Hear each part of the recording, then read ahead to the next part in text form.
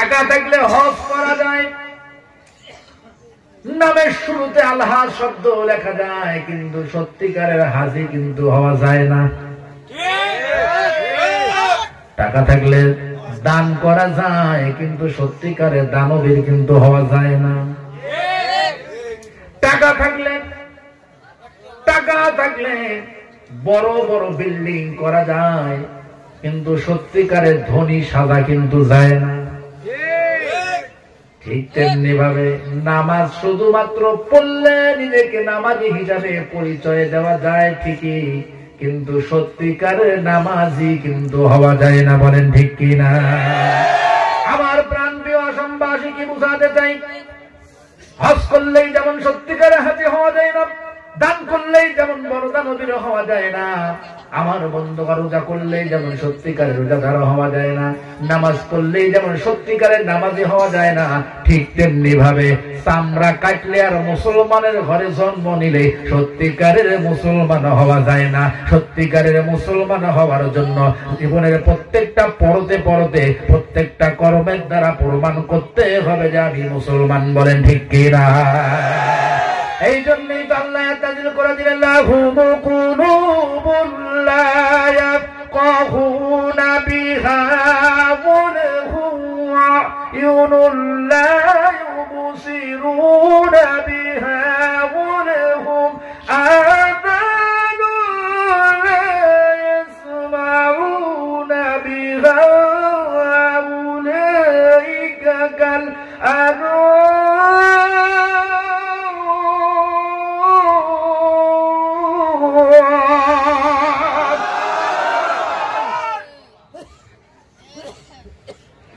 আমার আল্লাহ রাব্বুল আলামিন এই জন্যই তো জানিয়ে দিলেন, গোলাম রে চোখ আছে, চোখটা দিয়ে ভালো কিছু দেখে না যারা, মস্তিষ্ক আছে, মস্তিষ্ক দিয়ে সঠিকভাবে সঠিকটা চিন্তা করে না যারা, কান আছে, কানটা দিয়ে ভালো কিছু শুনে না যারা,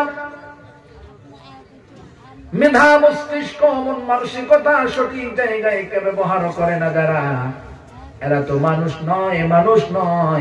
উলাইকা কাল আনামি বাল হুম আদাল, এরা হলো মানুষ রূপী চতুষ্পদ জানোয়ার। বলেন ঠিক কিনা? বাল হুম আদাল, জানোয়ারের চেয়ে নিকৃষ্ট এরা। কথা বলেন ঠিক কিনা? কোরআনের আওয়াজ যদি চলে তাহলে অন্য কোন আওয়াজ চলবে না। সত্য একটা, এই কথা আমার নয়। ওয়াইযা কুরিয়াল কুরআনু ফাসতামিউ লাহু ওয়ানসিতু লাআল্লাকুম তুরহামুন। আল্লাহর কোরআনের বক্তব্য, ওয়াইযা কুরিয়াল কুরআন ফাসতামিউ লাহু ওয়ানসিতু লাআল্লাকুম তুরহামুন। আল্লাহর কোরআনের আওয়াজ যেখানে চলবে সেখানে কারো কথা চলবে না, চুপ করে মনোযোগ সহকারে আল্লাহর কোরআন শুনতে হবে। এইটাই আল্লাহর বক্তব্য। ঠিক কিনা? কারণ আল্লাহর কোরআনের থেকে দামি কথা আল্লাহ আসমানের নিচে আর কারো হতে পারে? কোন কথা চলবে না, সব বন্ধ কথা চলবে আল্লাহর কোরআনের কথা। ঠিক কিনা? আমার প্রাণ প্রিয় বন্ধুগণ, দুনিয়ার একগুলো ডাকাইত আছে যারা গায়ের জোর দেখায়া, গরম দেখায়া, দেমাগ দেখায়া, তাকব্বরি অহংকারী দেখায়া অন্যের জমি দখল করে খায়। এই সমস্ত ডাকাইতদের বিরুদ্ধে আমার আল্লাহর ব্যবস্থা বলেন তো আছে না? না। আল্লাহ রাব্বুল আলামিন কি ব্যবস্থা নিয়েছেন? দয়ার নবী জানিয়ে দিলেন, দুনিয়ার মানুষেরা রে, সাহাবে আজমাইনদেরকে সামনে নিয়ে রাসূল বলছেন, দুনিয়ার সাহাবীরা রে, ও দুনিয়ার সাহাবীরা আমার হাতের দিকে তাকাও। রাসূল কারীম সাল্লাল্লাহু আলাইহি ওয়াসাল্লাম হাতটা এইভাবে করলেন, করে সাহাবীদেরকে বললেন, সাহাবী সাবধান হয়ে যাও, আমার নগরের এই মাথা থেকে এই মাথা পর্যন্ত যতখানি দূরত্ব, এতটুকু পরিমাণ জায়গা দুনিয়ার জমিনে কোন ব্যক্তি যদি কারো অন্যায় ভাবে দখল করে খায়, কাগজ নাই, পত্র নাই, কিছু নাই, গায়ের জোরে যদি এতটুকু পরিমাণ জমি কেউ কারো অন্যায় ভাবে দখল করে খায়, ওই ডাকাইতের গলার মধ্যে কারো কিয়ামতের দিন আমার আল্লাহ রব্বুল আলামিন 7 দুনিয়া পরিমাণ জমি গলার মধ্যে ঝুলাইয়া দিয়া জাহান্নামের ভিতরে ঢুকাই দিবে। বলেন নাউজুবিল্লাহ। ডাকাইতরা সাবধান হয়ে যাও, কয়েকদিন দুনিয়াতে বাঁচবা, অন্যের জমি দখল করে খাও, একবারও কি তোমার বিবেকে নাড়া দেয় না? মরার সঙ্গে সঙ্গে ফেরেশতারা ফুটবলের মতো তোমাকে ব্যবহার করবে। কথা ঠিক কিনা? আমার বন্ধু, আল্লাহ কেন বললেন তারা মানুষ জানোয়ার?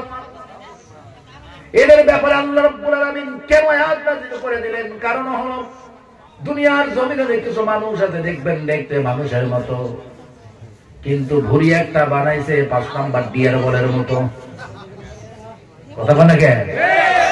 কয় নাম্বার ডিয়ার বল? আপনারা কি বল চেনেন নাকি? বল চেনেন? মেসি যখন এই পাশ থেকে ওই পাশে একটা মারে শুট করে, 5 নাম্বার ডিয়ার বল। এক একজন দেখবেন 5 নাম্বার ডিয়ার বলের মতো ভুঁড়িটা বানাইছে, ভুঁড়ি চুলকায় এইভাবে, ভুঁড়ি চুলকাচ্ছে। মেয়েরে বিয়ে দিছে, মেয়ের বাবার ছেলের বাবাকে আপনারা কি বলেন? বিয়াই বলি আমরা বলি বিয়াই। নতুন সম্পর্ক হয়ে গেছে, নতুন বিয়ে একখানে আসছে। এবার ছেলের বাবা বলতেছে, বিয়াই মশাই আমার মনে বড় একটা আশা আছে, আশাটা আপনি সফল করবেন বলে আমি আশা রাখছি। বলে কি আশা? বলে আমি একটু আপনার বুকের সাথে বুক মিলাবো। কয় নাম্বার ডিয়ার বলেন? এইভাবে বলি চুলকায়। এবার বিয়ে বলতেছে যে বিয়ে আপনি আর কথা বলার জায়গা পাইলেন না, এইটা বাদ দিয়ে অন্য কিছু থাকলে সেইটা বলেন, আপনার আশা পূরণ করার জন্য যা করা দরকার তাই বলে। এটা হয়েছে কি? আপনার মনের ভিতরে যে আশা রাখছে আমার বুকের সাথে বুক মিলাবেন, বিশ্বাস করেন আপনার বিয়ে নেই 40 বছর ধরে এই আশায় আশায় জীবনটা শেষ করলো, আজ পর্যন্ত তার আশা পূরণ হয় না। কথা বোঝা যায়? বিয়ে নিয়ে 40 বছরে আশা আমার সাথে বুক মিলাবে পারে না, আর আপনি কিভাবে পারবেন? বলে একটু চেষ্টা করে দেখি। বলে আসেন, যত চাপ দেয় খালি ভুঁড়ির সাথে বাজে। কার সাথে বাজে? খালি ভুঁড়ির সাথে বাজে, বুক তো খুঁজে পায় না। আমার বন্ধু অনেক কথাটা বলার পিছনে কারণ হলো খুব ভালো করে খোঁজ নিয়ে দেখা গেল ওর ভুঁড়িটা তো সহি তরিকায় এত বড় হয় নাই, ওই ভুঁড়ি হয়েছে সুদের টাকা খায়া। সুদের ব্যবসায়ী আমি জানি, 100% গ্যারান্টি দিয়ে বলতে পারি অন্তত পক্ষে বড় বেলায় একটাও নাই। না না, সুদের ব্যবসা চলে না এখানে। আছে আছে, সবাই বলেন সুদের ব্যবসায়ী কে আছে?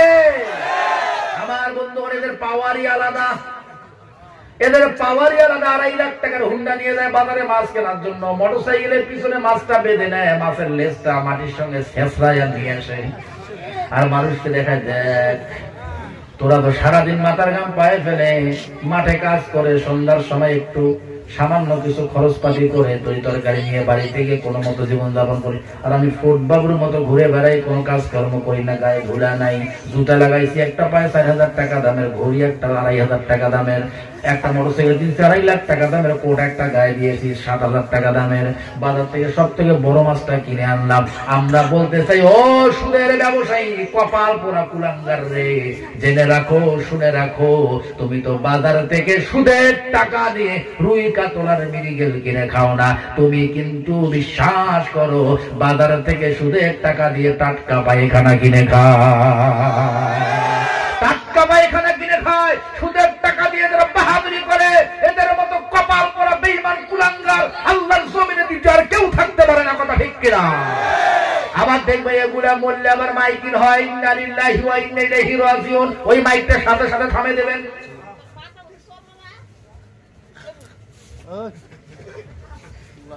সুদের ব্যবসায়ী যদি মরেন, মাইকিং করা হয় অমুক ব্যক্তি মারা গিয়েছে, তার জানাজার নামাজে সকল মুসলমান ভাইয়েরা দলে দলে অংশগ্রহণ করবে, এই মাইকিং হয় কি হয় না? আবার সবাই মৃত্যু সংবাদ শোনার সাথে সাথে বলে ইন্না লিল্লাহি ওয়া ইন্না ইলাইহি রাজিউন। এবার আসলে এই জায়গায় রাসূলের শিক্ষা কি আমি কি বলবো? রাসূলের শিক্ষা কি এই জায়গায়? দয়ার নবীর সামনে একজন কাফেরের মাথা কেটে আনলেন সাহাবীরা, একজন কাফেরের মাথা কেটে দয়ার নবীর সামনে আনা হলো। দয়ার নবী বললেন সাহাবীরে, কার মাথা কিনে আনছো? সাহাবী বললেন, ইয়া রাসূলুল্লাহ, ওই কাফেরের মাথা কেটে আনছি। কোন কাফের? যে কাফেরটা সারা জীবন ইসলামের বিরোধিতা করেছে, ইসলাম নিষিদ্ধ কাজগুলো করেছে, হারাম পথে চলেছে, দ্বীনের বিরোধিতা করেছে, ইসলাম থেকে বিমুখ হয়ে চলেছে, ওই ব্যক্তির মাথা কেটে আনছি। এই কথা শোনার সঙ্গে সঙ্গে দয়ার নবী আলহামদুলিল্লাহ বলে মহান মালিকের দরবারে প্রশংসা করলেন। বলেন না সুবহানাল্লাহ। সাহাবী আশ্চর্য হয়ে গেলেন, দয়ার নবী, মায়ের নবী, সারা জীবন তো শুনেছি, দেখেছি, মৃত্যুর সংবাদ শুনলে মানুষ তো ইন্না লিল্লাহ বলে, আপনি দেখি আলহামদুলিল্লাহ বললে শুকরিয়া আদায় করলেন। দয়ার নবী জানিয়ে দিলেন, সাহাবীরে,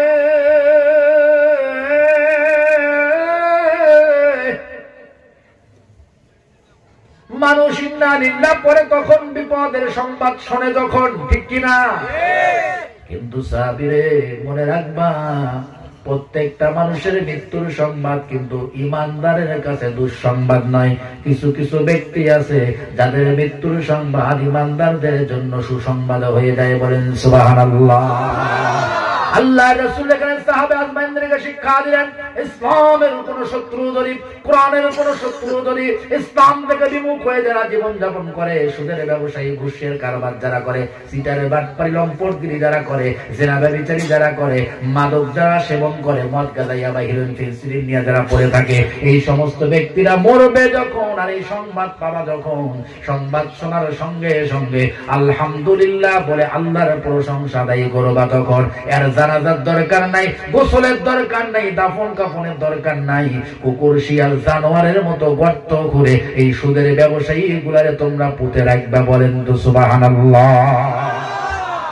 এইটাই করতে হবে, এটাই রাসূলের শিক্ষা। একজনের মৃত্যুর সংবাদ শুনেই ইন্নালিল্লাহ পড়েন কোন কারণে? ওই বেটাদের সারা জীবন ইসলামকে নিয়ে ষড়যন্ত্র করছে, কথা কয় না কেন? সারা জীবন ইসলাম নিষিদ্ধ কাজগুলো করেছে, সারা জীবন সে বেঈমান হয়ে জীবন যাপন করেছে, আল্লাহর কাছে সিজদা দেয় নাই, মাথা নত করে নাই, আল্লাহর গোলামি করে নাই, দাসত্ব দাবিদারি করে নাই, ওই বললে আবার কিসের জানাজা, কিসের গোসল, কিছুর দরকার নাই, কথা বল না কেন? জানাজার নামাজ কি ফরজে আইন নাকি ফরজে কিফায়া? আপনি দৈনিক 5 ওয়াক্ত সালাত আল্লাহ যে বলছেন, আমানুল কাউ ওয়াসজুদু, গোলাম তুমি রুকু আর সিজদা দিবা আল্লাহর কাছে। 5 ওয়াক্ত সালাতে রুকু সিজদা দেওয়ার কথা বলা হয়েছে, এটা ফরজে আইন। এটা কি? সবাই বলেন না কেন এটা কি? এক ওয়াক্ত যদি কাজা হয় বলেন তো শাস্তি আছে না নাই? ছোট শাস্তি না বড় শাস্তি? তো সারা জীবন ওই কপাল পোড়াটা, ওই সুদের ব্যবসায়ীটা, সিটারটা, বাটপাটটা, লম্পটটা সারা জীবন এক ওয়াক্ত নামাজ পড়ে নাই, মরলে আবার কিসের নামাজ? ফরজ সারা জীবন লঙ্ঘন করেছে, ফরজ আইন লঙ্ঘন করছে, মরার পরে তো ফরজে কিফায়ার দরকার নাই, মরার সাথে সাথে একদম নিয়ে পুঁতে রাখবেন, কথা ঠিক কিনা? মুসলমান মাথাটা একটু খাটান। এই মাথা নামক নিয়ামতটা আল্লাহ আপনাকে এমনি দেয় না, এটা দিয়ে আপনাকে চিন্তা করতে হবে, গবেষণা করতে হবে। মাথা যে কত বড় নিয়ামত, কত বড় নিয়ামত।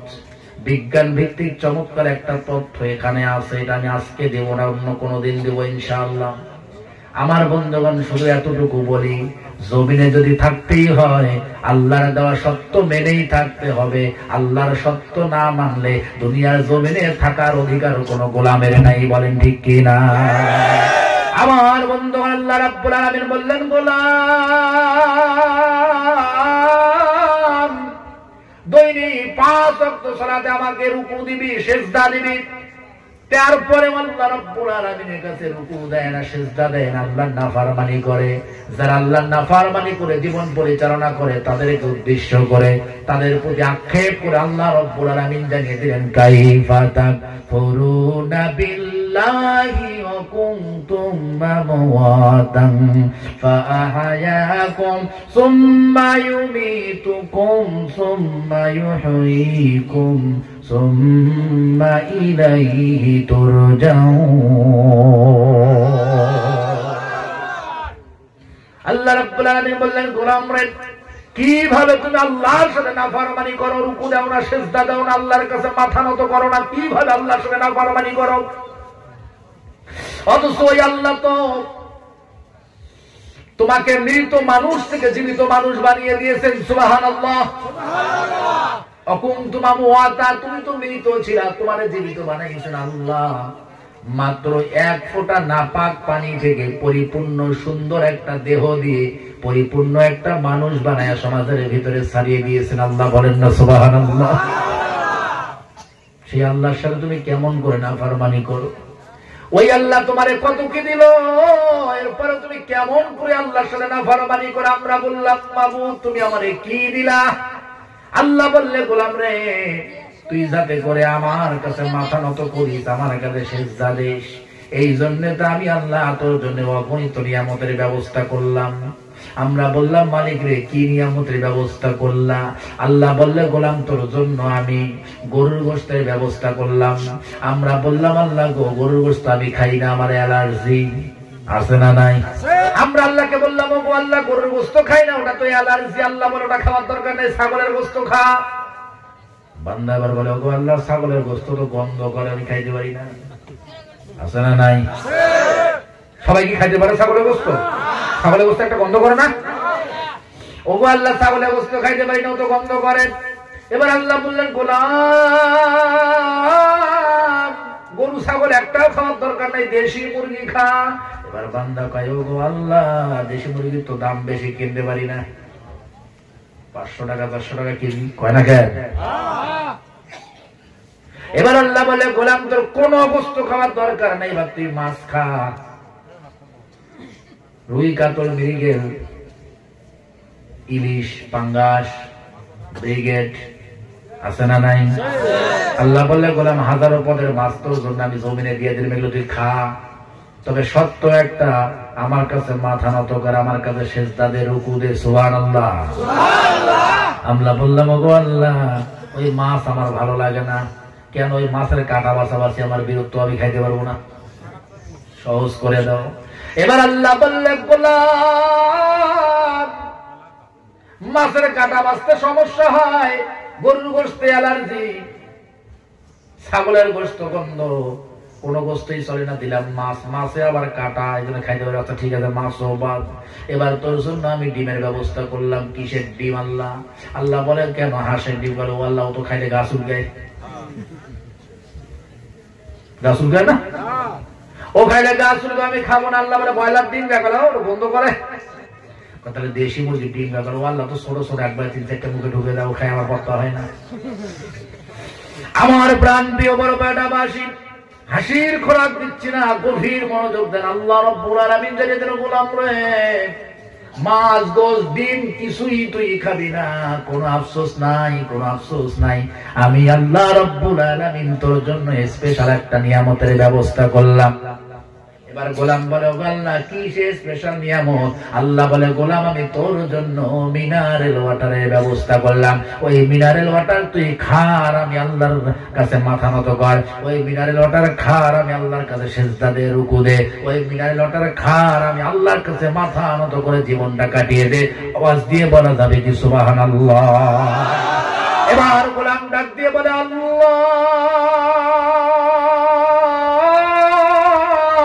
আল্লাহু আকবার। ওগো আল্লাহ মিনারেল ওয়াটার তো আরো পচা জিনিস বলে, কেন? কতদিন আগে প্যাকেট করছে, এর তো ঠিক ঠিকানা নাই। এই বোতলের মধ্যে পানি যে কত আগে ঢুকাইছে, এটা কি ঠিক আছে নাকি? আচ্ছা কোন তো টিউবওয়েলের পানি টাটকা না, এটা টাটকা? এই পানিটা বাসি না টাটকা? হয় না, হয় না, হয় না, বাসি পানি। গোলাম বলে আল্লাহ ও বাসি পানি আমি খাবো না, ওই মিনারেল ওয়াটারের আমার দরকার নাই। এবার আল্লাহ বললেন গোলাম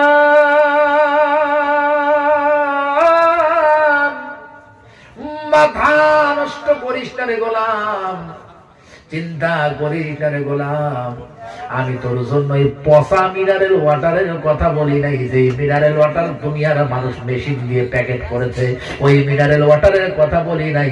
তোর জন্য স্পেশাল মিনারেল ওয়াটার আমি আল্লাহ রাব্বুল আলামিন নারিকেল গাছের মাথার মধ্যে ডাবের ভিতরে রেখে দিয়েছি। আওয়াজ দিয়ে বলা যাবে কি সুবহানাল্লাহ? আরো জোরে বলেন না সুবহানাল্লাহ? কথা ঠিক কিনা? আমার বন্ধুগণ, আল্লাহর ভয় যদি হৃদয়ের মধ্যে থাকে, আল্লাহর ভয় যদি অন্তরের মধ্যে থাকে, আল্লাহর কোন গোলাম এই জমিন থেকে আল্লাহর কাছে সিজদা না দিয়ে দিন কাটাতে পারে না। বলেন ঠিক কিনা? আল্লাহ বললেন গোলাম সেজদা কেন দিবি না, মাথা কেন নত করবি না? এই মিনারেল ওয়াটার নয়, তোর জন্য স্পেশাল মিনারেল ওয়াটার আছে। কোন গাছের মাথায়? কোন গাছের মাথায়? আল্লাহ বললেন গোলাম, ওই মিনারেল ওয়াটার পৃথিবীর কোন ফ্যাক্টরিতে প্যাকেট হয় নাই, পৃথিবীর কোন কোম্পানির মেশিনে ওটা রিপেয়ারিং করা হয় নাই। এমন একটা মিনারেল ওয়াটার আমি আল্লাহ রাব্বুল আলামিন ডাবের মধ্যে তোর জন্য রেখে দিলাম, পৃথিবীর কোন মানুষ ওই পানি স্পর্শ করার মতো ক্ষমতা রাখে না। সুবহানাল্লাহ। আল্লাহ বললেন ওই মিনারেল ওয়াটার গুলো পার, মুখগুলো কাট, আর শুধু খাইতে থাক, আর আমি আল্লাহর কাছে সেজদা দিতে থাক, মাথা নত করতে থাক। আমি আল্লাহ রাব্বুল আলামিন তোর কিসমতটা খুলে দিয়ে জান্নাতে ঢুকাইয়া দিব। বলেন না সুবহানাল্লাহ। কিন্তু বড় আফসোসের বিষয় হলো এত কিছুর পরেও আল্লাহর কাছে সেজদা দিতে চায় না। কপাল পোড়া কুলাঙ্গার মুসলমান আল্লাহর কাছে সেজদা দিতে চায় না। যখন আল্লাহ রাব্বুল আলামিন আয়াত নাযিল করে দিল, তখন আল্লাহ বললেন মুনিবিনা ইলাইহি ওয়াত্তাকুহু ওয়া আকিমুস সালাতা ওয়া লা তাকুনু মিনাল মুশরিকিন। আল্লাহ বললেন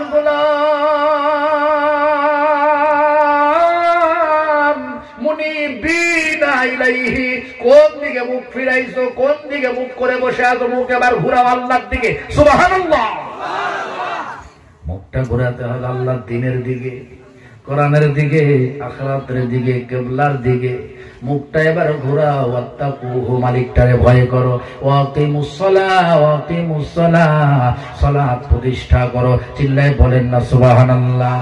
সালাত প্রতিষ্ঠার কথা বলার পরে আল্লাহ রাব্বুল আলামিন জানিয়ে দিলেন, গোলাম ওয়ালা তাকুনু মিনাল মুশরিকিন, মুশরিকদের অন্তর্ভুক্ত হয়ো না। গোলাম তুমি মুশরিকদের অন্তর্ভুক্ত হয়ো না।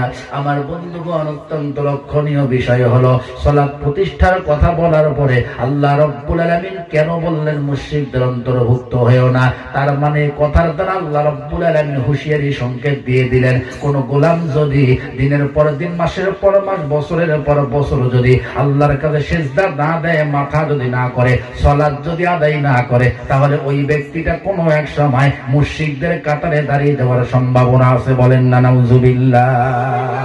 এই জন্যই তো আল্লাহ রাব্বুল আলামিন জানিয়ে দিলেন, ওয়া আমুরু আহলাকা বিসসালাতি ওয়াসতাবিরু আলাইহা লা নাসআলুকা রিজকান নাহনু নারযুকুক ওয়াল আকিবাতু লিত্তাকওয়া।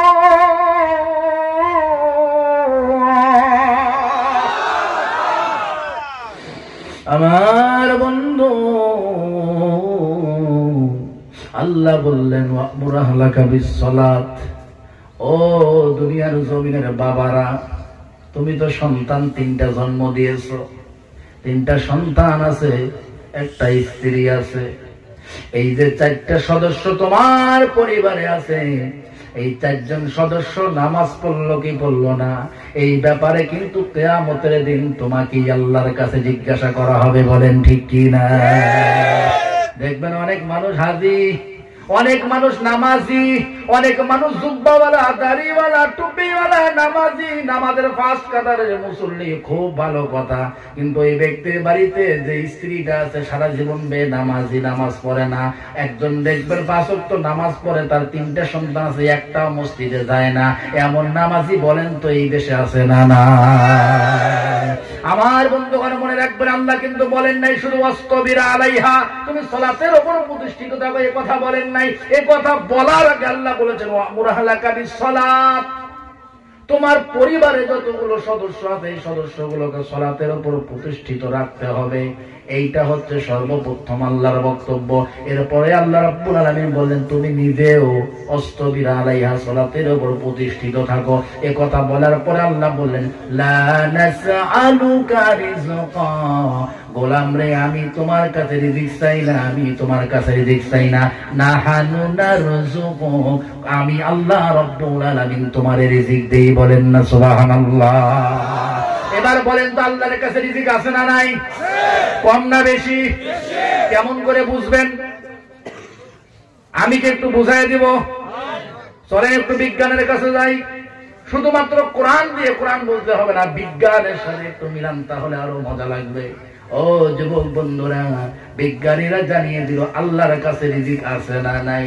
বিজ্ঞানীরা বলে এই পৃথিবীতে সব থেকে বড় একটা প্রাণী, যে প্রাণীটার নাম হলো নীলতিমি। সুবহানাল্লাহ কোন? আপনারা কি নাম শুনছেন নাকি? কষ্ট হচ্ছে? শেষ করে দেবো? আমার বন্ধুগণ লক্ষ্য করুন, এগুলো তথ্য কোথায় পাবেন?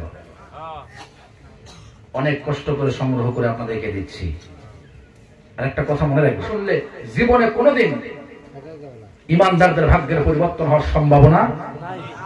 ভাগ্যের পরিবর্তন হবে কখন? কোরআন টু কোরআন কথা শুনে নিজের জীবন পরিচালনার জন্য আপনি সিদ্ধান্ত নেবেন যখন। কথা বলেন ঠিক কিনা? আমার বর্তমান বিজ্ঞানীরা বলছে এই পৃথিবীর সব থেকে বড় একটা প্রাণী, যেটার নাম হলো নীলতিমি। কি তিমি? নীলতিমি কোথায় থাকে? এটা জলে না স্থলে? জলে থাকে। এই নীলতিমির সাইজটা কেমন হয়? বিজ্ঞানীরা বলছে এক একটা করে নীলতিমি ৯৮ ফিট পর্যন্ত লম্বা হয়। সুবহানাল্লাহ কয় না? কত ফিট? ৯৮ ফিট লম্বা হয় এবং ২০০ টন পর্যন্ত ওজন হয় একটা করে নীলতিমি। এবার একটু বুঝে থাকলে বলেন তো, যেই প্রাণীটা লম্বায় হয় ৯৮ ফিট, ওজন হয় ২০০ টন, এই প্রাণীর পেটটা ছোট না বড়? খালি কয়েকজন কইলেন গো, বাকি সবাই কোন তো পেটটা ছোট না বড়? ওই আপনার বাড়িতে একটা ছাগল আছে, ওই ছাগলের পেটের সমান পেট নাকি? আপনার আমার পেটের সমান? ওই গাভীর পেটের সমান? আমার বন্ধুগণ কেমন বড় পেট একটু শোনেন। বিজ্ঞানীরা বলছে ৯৮ ফিট লম্বা ২০০ টন ওজনের একটা করে নীলতিমির এক বেলার পেট ভরানোর জন্য আমার আল্লাহ রাব্বুল আলামিনের এই ২০০ টন ওজনের নীলতিমির এক বেলার পেট ভরানোর জন্য ৮ টন করে খাবার দৈনিক একটা নীলতিমিকে দিতে হয়। বলেন না সুবহানাল্লাহ? ২০০ টন ওজনের নীলতিমির এক বেলার পেট ভরানোর জন্য ৮ টন খাবার লাগে। কয় টন? এবার আপনারা বলেন, এই ধরনের নীলতিমি সমুদ্রের অথই পানিতে ২-৪টা আছে? খালি ২-৪টা? হাজার হাজার লক্ষ লক্ষ কোটি কোটি নীলতিমি সমুদ্রের অথই পানিতে বসবাস করেছে। বর্তমান বিজ্ঞানীরা এখান থেকে গোটা বিশ্ববাসীকে মেসেজ দিতে চায়, ও পৃথিবীর মানুষেরা রে, যে আল্লাহ রব্বুল আলামিন দিনের পর দিন, মাসের পর মাস, বছরের পর বছর, যুগের পর যুগ, শতাব্দীর পর শতাব্দী ধরে সমুদ্রের অথই পানিতে বসবাস করা অসংখ্য অগণিত নীলতিমি গুলোকে রিজিকের ব্যবস্থা করে আসছেন ওই আল্লাহ রব্বুল আলামিন। তোমার মতো মানুষের ছোট্ট ছোট্ট পেটের মধ্যে কতটুকু রিজিক লাগবে, ওই রিজিকের ব্যবস্থাও কিন্তু আমার আল্লাহ রব্বুল আলামিনের কাছে আছে। বলেন না সুবহানাল্লাহ? আল্লাহ বলেন, ওয়া মিন দাব্বাতিন ফিল আরদি ইল্লা আলাল্লাহি রিজকুহা।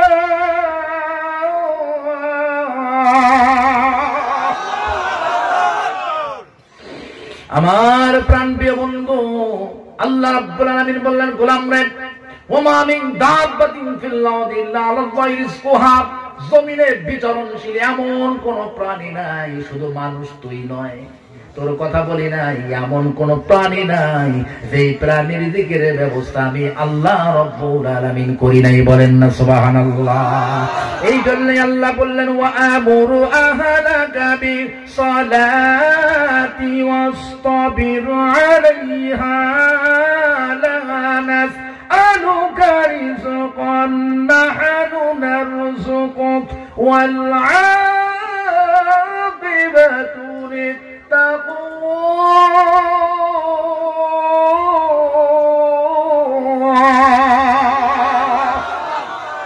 আমার বন্ধু, এই জন্য আল্লাহ বললেন, গোলাম রে, তোমার পরিবারের সদস্যদের সালাতের নির্দেশ দাও, তুমি নিজেও সালাতের উপর প্রতিষ্ঠিত থাকো, রিজিকের টেনশন করো না। লা নাসআলুকা রিজকা, রিজিকের চিন্তা করো না, আল্লাহ তো তোমার কাছে রিজিক চায় না। নাহনু নারযুকু, অফুরন্ত রিজিকের ভান্ডার আমার আল্লাহ রাব্বুল আলামিনের কাছে আছে। বলেন না সুবহানাল্লাহ? 5 ওয়াক্ত সালাতে রুকু সিজদা হবে কার জন্য? আরো জোরে কারণ সংক্ষেপে মেসেজ 3টা দিয়ে দেই। সফলতার জন্য 3টা মেসেজ। 1 নাম্বারটা, সারা জীবন সালাতের মাধ্যমে রুকু সিজদা হবে কার দরবারে? আরো জোরে বলেন কার দরবারে? 2 নম্বরে মেসেজ আল্লাহ দিলেন, ওয়াবুদু রাব্বাকুম ওয়াফআলু খায়রা লাআল্লাকুম তুফলিহুন।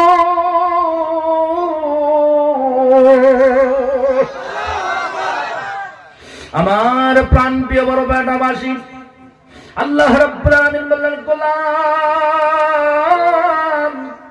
2 নম্বর সফলতার জন্য মেসেজটা হলো আবুদু রাব্বাকুম, তোমার মালিকের গোলামি করো, তোমার মালিকের দাসত্ব করো, তাবেদারি করো। বড় আফসোসের বিষয়, আমরা ওই মালিকটার গোলামি করতে পারি না।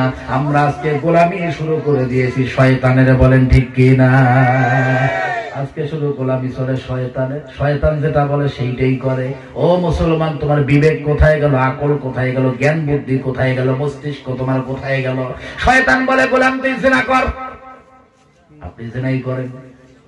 শয়তান বলে বউরে ধরে পিটা, আপনি তো বউরে ধরে পিটান। শয়তান বলে যে চুরি করতে, আপনি চুরি করেন। শয়তান বলে অন্যের জমির আইল ঠেল, আপনি তো অন্যের জমির আইল ঠেলেন। শয়তান বলে মিথ্যা বল, চগলখুলি কর, অন্যকে নিয়ে ষড়যন্ত্র কর, আপনি তো তাই করেন। ঠিক কিনা? তার মানে গোলামি হচ্ছে আল্লাহর না শয়তানের? আমার বন্ধুগণ, আল্লাহ বললেন, গোলাম তুই তো হলি গোলামের ঘরের গোলাম, আমি হইলাম মালিক। আমি হইলাম মালিক, আল্লাহ হইলেন মালিক, আমরা হইলাম গোলামের ঘরের গোলাম। আচ্ছা বলেন তো, আল্লাহর যদি আমরা গোলাম হই তাহলে আমাদের কোনো সমস্যা আছে নাকি? আল্লাহর গোলাম হতে কোনো আপত্তি আছে নাকি? দুনিয়ার মানুষের গোলামি কেন করবেন? গোলামি কার হবে? আল্লাহর গোলামি করবেন। কেন আল্লাহর গোলামি করবেন? আল্লাহ তো বলেই দিলেন, হুয়াল্লাযী খালাকালাকুম মা ফিল আরদি জামিয়া। আল্লাহ বললে, গোলাম জমিনে যা সৃষ্টি করে দিই সব তোর জন্য, সব তোর জন্য। কিন্তু একটা মাত্র সত্য আছে, গোলামি হবে শুধুমাত্র আমার জন্য। সুবহানাল্লাহ কইতেন না? দুনিয়ার যা আছে সব গোলামের জন্য। সব কার জন্য? কিন্তু কেবলমাত্র গোলাম দাসত্ব করবে কার? তাবেদারি করবে কার? গোলামি করবে কার? কিন্তু আল্লাহর গোলামি করার দরকার নাই। অনেকে মনে করে টাকা আছে আমার, সম্পদ আছে আমার, ক্ষমতা আছে আমার, পাওয়ার আছে আমার, শিক্ষাগত যোগ্যতা আমার আছে, ব্যাংক ব্যালেন্স আছে, ব্যবসা বাণিজ্য আছে, আল্লাহর গোলামির দরকার নাই। এই কিসিমের কিছু মানুষ আছে না? নাই। পাওয়ার দেখায়। কিসের পাওয়ার? কিসের দেমাগ? 10 কোটি টাকা জমা করেছো, মনে করেছো আমি অনেক কিছু হয়েছি। তোমার জিরো বানাইতে আমার আল্লাহর 1 মুহূর্ত সময়ও লাগবে না। কিসের দেমাগ দেখো? আল্লাহ বলছেন গোলাম রে আমি হইলাম ধনী, তোরা হইলি গরিবের ঘরের গরিব। ওয়াল্লাহুল গনিয়্যু ওয়া আনতুমুল ফুকারা।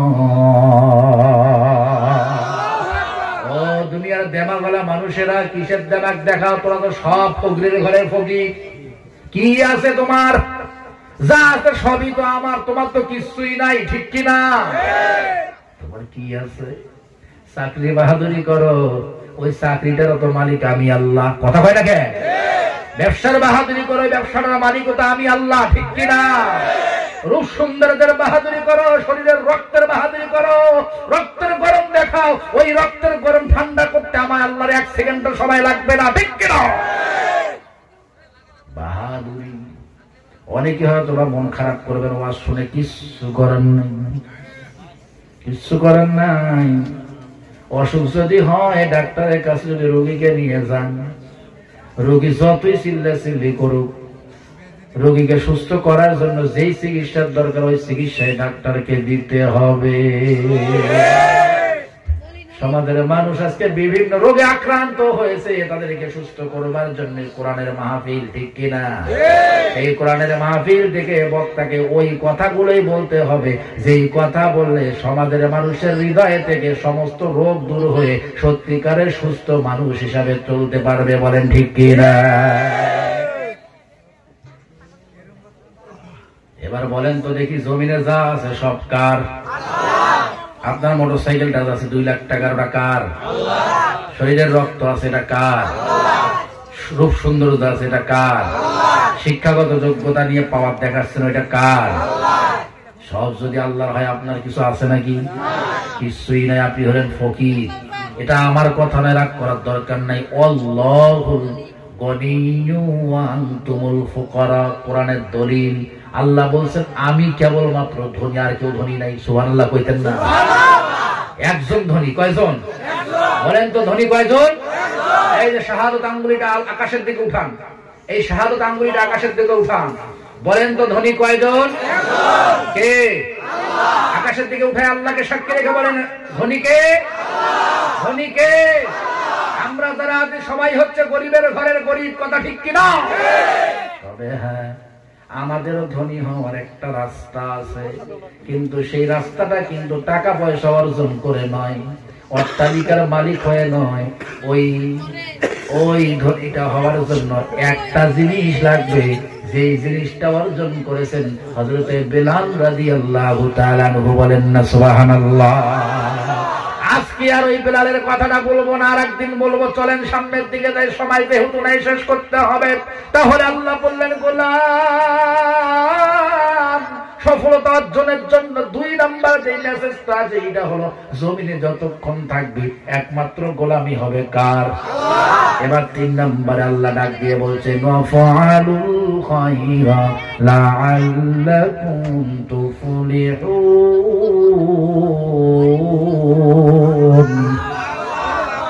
আল্লাহ রাব্বুল আলামিন 3 নম্বরে বলে গোলাম রে, সারা জীবন জিনাবে বিচারি করছিস, সারা জীবন অন্যায় অবিচার করছিস, সারা জীবন মিথ্যা চগলখড়ি সিটার পাল্লাম পটকিরি করছিস, সারা জীবন ব্যবসার ভিতরে ভেজাল ঢুকাইছিস, সারা জীবন নেক আমলগুলো বাদ দিয়ে বদ আমলগুলো করে করে জীবনটা শেষ করেছিস।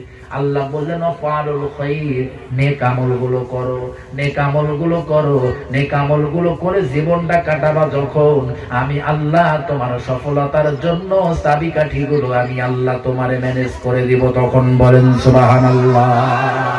আল্লাহ বলছেন গোলাম রে, 3টা মেসেজ গ্রহণ করে। আমি বললাম মালিক, এই 3টা মেসেজ গ্রহণ করলে লাভ হবে কি, ফায়দা হবে কি? আল্লাহ বললেন লাআল্লাকুম তুফলিহুন। আল্লাহ বললেন 3টা মেসেজ গ্রহণ যদি করো তুমি, আল্লাহ বলেন তাহলে তুমি সফলতা অর্জন করতে পারবা। সফলতা অর্জন শুধু দুনিয়ায় নয়, আখিরাতেও সফল হবা। আর এই 3টা আমল করে আখিরাতেও যদি সফল হয়ে যাও, আমি আল্লাহ নিজেই জিম্মাদারি নিয়ে তোমার জান্নাতের ভিতরে ঢুকায়া দিব। বলেন সুবহানাল্লাহ। তাহলে মেসেজ জানো কয়টা? এবার হাতের দিকে তাকান। 1 নাম্বার হলো সারা জীবন রুকু সিজদা হবে 5 ওয়াক্ত সালাতে। কার জন্য? আর নামাজ ছাড়ার সুযোগ আছে নাকি? কখন মরবেন গ্যারান্টি নাই। 2 নাম্বার সারা জীবনে গোলামি হবে কার? 3 নাম্বার একমাত্র নেক আমল হবে কার জন্য? এবার আমি শুধুমাত্র নাম্বার বলবো, আপনারা বলবেন 1 নাম্বারটা কি? নামাজ। 2 নাম্বারটা কি? আল্লাহর গোলামি। 3 নাম্বারটা কি? মাশাআল্লাহ, তো হয়ে গেছে। নামাজ, আল্লাহর গোলামি, নেক আমল। 1 নাম্বার কি? 2 নাম্বার আল্লাহর গোলামি, 3 নাম্বার মাশাআল্লাহ, তো মুস্ত হয়ে গেছে। তাহলে কোন সূরা থেকে আলোচনা হলো? দেখে মনে রাখছে কোন সূরা? মাশাআল্লাহ, তো বলছে কি নাম? হজ। আয়াত নাম্বার কত? 77। আলহামদুলিল্লাহ। এই তো ওয়াজ তো মাথায় নিতে হবে। আলহামদুলিল্লাহ।